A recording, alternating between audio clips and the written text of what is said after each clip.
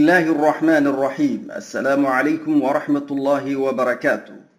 maanto maalin sabti ah taariikhdana tahay bisha saddexaad maraysa 2015 ee miilaadiga kuna beegan bisha shanaad maraysa 436 ee hijriyada. waxaad ku soo dhawaataan qaybtii koowaad ee barnaamijkii la magac baxay raadraaca boqortooyadii baaxadda weyneed ee Ujuuraan oo hadda la yiraahdo boqortooyada soo jireenka Soomaaliya, kaasoo aad ka daawanaysaan telefishinka BSS TV oo ku hadla afka boqortooyada soo jireenka Soomaaliya, kaasoo hawada si toos aan u galin.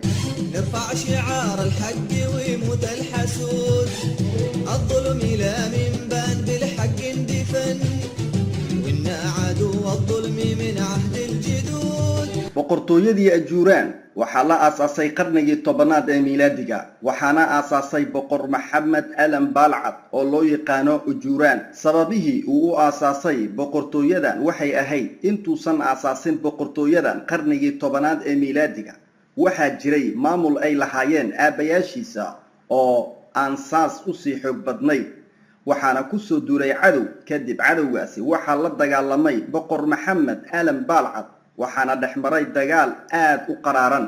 ugu dambeyntii waxay guusha raacday boqor Maxamed Alan Balcad. نرفع شعار الحق ويموت الحسود، الظلم لا من بان بالحق اندفن، وإن عدو الظلم من عهد الجدود. boqor Maxamed Alan Balcad wuxuu aasaasay boqortooyo la magac baxday Ujuuraan. boqor Maxamed Alan Balcad wuxuu dhulka ugu magac daray abawihiisii oo loo yaqaanay Suumaal, wuxuuna ka dhisay magaalada Xamar guri looga arrimiyo boqortooyada. gurigaas oo ilaa iyo hadda ku yaala magaalada Xamar, wuxuuna magaalada Xamar hareeraheedii uu ku wareejiyay dhagax. wuxuu kaloo u sameeyay magaalada Xamar albaab laga galo iyo mid laga baxo. albaabahaasina waxaa ku qornaa magaciisii. واكبر جزال الموت جنة الخلود، من دون بيت الله نبي لبس الكفن، ما عاد يحسب للعمر نسخ ويزول. boqor Maxamed Alan Balcad sidoo kale wuxuu dhisay maxkamadahaasi waxaa joogay qaadiyaan. sidoo kale wuxuu dhisay boolis oo jooga wadooyinka waaweyn ee Soomaaliya. wuxuu kaloo dhisay ciidan oo military ah oo leh horjoogayaal. wuxuu kaloo dhisay ciidamada sirta oo jooga meel walba. wuxuu kaloo dhisay ciidamada badda kuwaasoo ilaalinaya badweynta Hindiya iyo Badda Cadan. dhulmareenka Ibn Battuta oo ka waramayay heerka uu gaarsiisan yahay maamulka ciidamada badda ee boqortooyadii Ujuuraan wuxuu ku qoray buugiisa sidan: maraakiibta kolkay imaadaan dekada Muqdisho waxaa u imaanaya naaquudayaasha maraakiibta wada askar weydiinaysa halka laga leeyahay markabka iyo meesha uu ka yimid iyo waxa uu sido iyo meesha uu u socdo. نرفع شعار الحق ويموت الحسود، الظلم لا من بان بالحق اندفن، وإن عدو الظلم من عهد الجدود.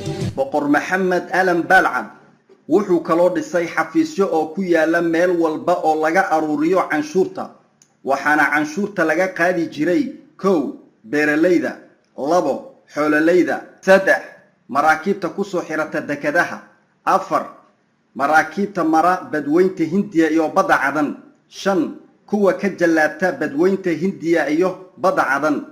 boqor Maxamed Alan Balcad oo hadda loo yaqaano Ujuuraan ayaa wuxuu dhalay 7 wiil, waxayna kala yihiin sidan: 1 Waalmage, 2 Baydaan, 3 Badbaydaan, 4 Saalle, 5 Sallamage, 6 Toore, 7 Dhaqtoore. wuxuu kaloo lahaa adeero oo la dhashay aabihiisii, waxayna kala yihiin sida: 1 Hintire, 2 Waranle, 3 Garuure, 4 Uruure. boqor Maxamed Alan Balcad markuu dhintay waxaa dhaxlay wiilkiisii ugu weynaa ee boqor waalmage. نرفع شعار الحق ويموت الحسود الظلم لا من بان بالحق اندفن وإنا عدو الظلم من عهد الجدود. boqortooyada ajuuraan ayaa bilowday in ay horumariso magaalooyinka iyo wadooyinka waaweyn ee Soomaaliya, waxayna ka dhistay magaalooyinka Muqdisho iyo Marka guryo ka samaysan dhagax. waxay kaloo qodeen ceelal dhaadheer oo aad u fara badan loona yaqaano haradigeed. ceelashaasi kuwa ugu caansan waxaa ka mid ah 1 Wardheere, 2 Walawaal, 3 Danood, 4 Faafan, 5 Haradheere, 6 Ceeldheere, 7 Ximan Gareen. sidoo kale waxay ceelal ka qodeen dhulalka oomanaha ah iyo shabeelooyinka iyo jubbooyinka. نرفع شعار الحق ويموت الحسود الظلم لا من بان بالحق اندفن وإنا عدو الظلم من عهد الجدود. waxay kaloo sameeyeen taalooyin oo ku yaala magaalo kasta ilaa iyo hadda raadkooda ay muuqdaan qaar ka mid ah. taasina waxay marqaati u tahay hanaan wanaaga boqortooyadii ajuuraan.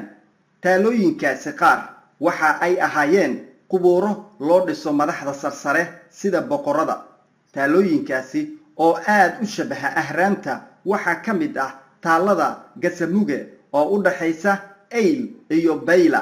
nooca kale taalooyinka ah waxay badanaa ku yaalaan buuraha korkooda, waxaana la aaminsan yahay in loo isticmaali jiray qubuuro meelaha qaarkood, waxaana la yiraahdaa waxa loo yaqaano xabaalatiiri ama taalotiiraad. taalooyinka nooca kale oo ka mid ah oo aadka ugu baahsan meelo ka mid ah Soomaaliya waxaa lagu dooran jiray hogaamiyaasha. حنا خلقنا الله نبيد أهل الفتن نرفع شعار الحق ويموت الحسود الظلم لا من بان بالحق اندفن.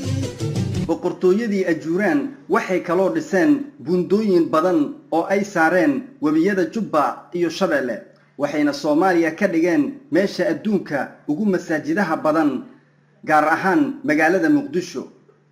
waxaana ugu caansan masaajidahaasi 1 masjidka Arbac Rukun, 2 masjidka Jaamaca oo ku yaala Xamarweyne, 3 masjidka Fuqruddin, 4 masjidka Axnaafta oo markii gumaysigii Talyaaniga dalka qabsaday way dumiyeen masaajidkaasi, waxayna ka dul dhiseen baar ay u bixiyeen Baar Savoy.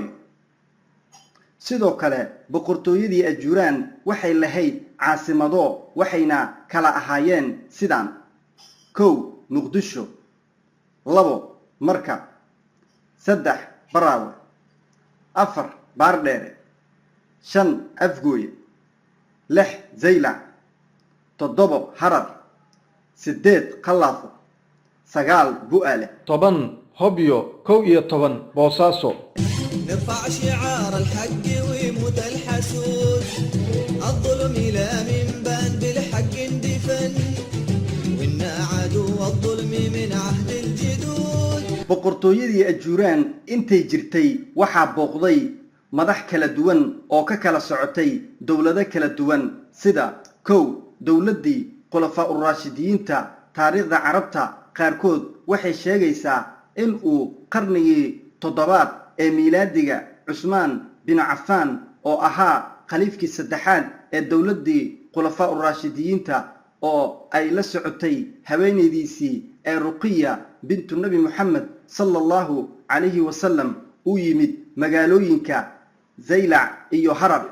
maxaa yeelay boqor Maxamed Alan Balcan intuusan aasaasin boqortooyadan qarnigii 10aad miilaadiga waxaa jiray maamul ay lahaayeen aabayaashiisa oon saas u sii xoog badnayn. الظلم لا من بان بالحق اندفن وإنا عدو الظلم من عهد الجدود. 2 dawladii umawiyiinta xilligii uu hogaaminayay Cabdilmalik bin Marwan waxaa jiray xiriiryo diblomaasiyadeed iyo mid militari ah oo u dhaxeeyay maamulkii Soomaaliya ay hogaaminayeen boqor Maxamed Aalan Balcad aabayaashiisii iyo dawladdii Umayyiyiinta waxaana ka mid ah xiriiradaasi in maamulkii Soomaaliya ka jiray uu ka qaadi jiray zako shacabka Soomaaliya hase yeeshee dadkii koonfurta Soomaaliya deganaa ay mar diideen in ay bixiyaan zakada waxa aad uga carooday maamulkii Soomaaliya waxayna ciidan gurmad ah ay ka dalbadeen Cabdilmalik bin Marwan kadibna wuxuu ciidan u soo diray dalka Soomaaliya ciidamadaasina waxa la dejiyay koonfurta dalka Soomaaliya حنا جنود الله من دون الوطن وحدودنا برواحنا عنها ذذول saddex dawladdii Cabbaasiyiinta oo xilligaas uu madaxa ka ahaa Abu Jacfar bin Abdullah bin Muhammad al-Mansuur sanadka markuu ahaa 754 miilaadiyada ayna ku beegnayd 136 hijriyada waxaana yimid dalka Soomaaliya wasiir ka socday dawladdii Cabbaasiyiinta oo magaciisa la yiraahdo Yahya bin Umar al-Anasi wasiirkaasi wuxuu sheegay in magaalooyinka uu tagay ay ka muuqatay deganaan kala dambeyn amni ganacsi baaxad leh iyo ku dhaqan diinta Islaamka laakiin se ujeedada uu u socday waxay ahayd in uu maamulkii magaalada Muqdisho hoosgeeyo xukunkii Cabbaasiyiinta hase yeeshee madaxdii maamulkii Soomaaliya ka jiray ayaa aad uga soo horjeestay waxayna sheegeen in ay isdifaaci doonaan hadduu kaga yimaado weerar dhanka dawladdii Cabbaasiyiinta نرفع شعار الحق ويموت الحسود الظلم لا منبان بالحق اندفن وإنا عدو الظلم من عهد الجدود dawladdii Cusmaaniyiinta oo la aasaasay sanadka markuu ahaa 699 ee hijriyada ay ku beegnayd 1300 ee miilaadiyada waxaana dawladda Cusmaaniyiinta ay u soo dirtay boqortooyadii Ajuuraan safiir oona magaciisa la yiraahdo Muzaffar Dineste kaasoo ka shaqayn jiray arrimaha diblomaasiyadeed ee u dhaxeeyay boqortooyadii Ajuuraan iyo boqortooyadii Cusmaaniyiinta ما عاد يحسب للعمر نقص ويزول حنا ندور للشهادة من زمن واكبر جزال الموت جنة الخلود من دون بيت الله نبي لبس الكفن ما عاد يحسب للعمر نقص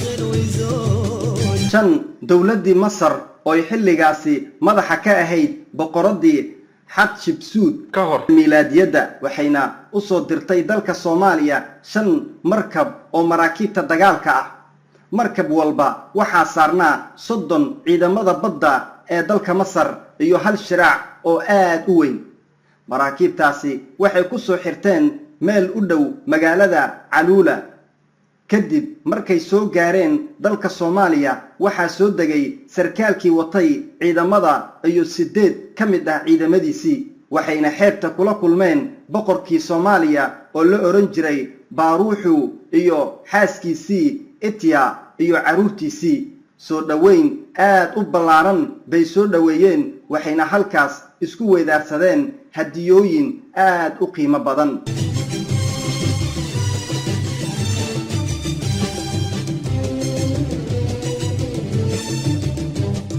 حنا ندور للشهادة من زمن واكبر جزال الموت جنة الخلود من دون بيت الله نبي لبس الكفن ما عاد يحسب للعمر نقص ويزول حنا ندور للشهادة من زمن ugu dambeyntii waxa xusid mudan in taariikhdan laga soo aruuriyay kaydka qoyska reer boqor ee Aala Sheekh fasaxasna uu bixiyay boqorka boqortooyada soo jireenka Soomaaliya boqor Mayo Xuseen Abow Aala Sheekh نرفع شعار الحق ويموت الحسود الظلم لا منبان بالحق اندفن وإنا عدو الظلم من عهد الجدود waxaana halkan aan ku soo gabagabeynayaa qaybtii koowaad ee barnaamijkii la magac baxay raad raaca boqortooyadii baaxadda weyneed ee Ajuuraan oo hadda loo yaqaano boqortooyada soo jireenka Soomaaliya